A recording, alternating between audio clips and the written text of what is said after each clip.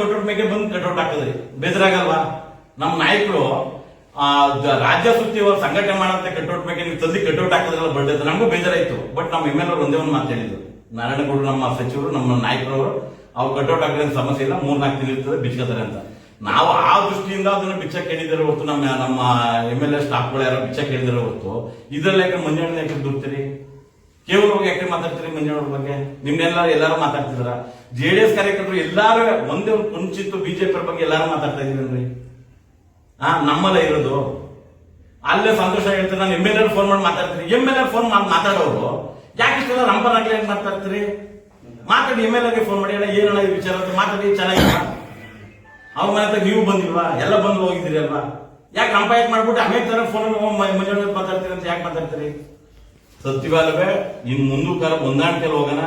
ದಯವಿಟ್ಟು ಇದು ದ್ವೇಷ ರಾಜಕಾರಣ ಅಲ್ಲ, ಅದನ್ನ ನೀವು ಮಾಡಬೇಡಿ. ದಯವಿಟ್ಟು ನೀವೇ ಮೈತ್ರಿ ನೀವು ಪಾಲಿಸಿ, ನಾವು ಪಾಲಿಸಿ ಅಂತ ಹೇಳ್ತಾ ನಾನು ಮಾತು ಮುಗಿಸ್ತೀನಿ.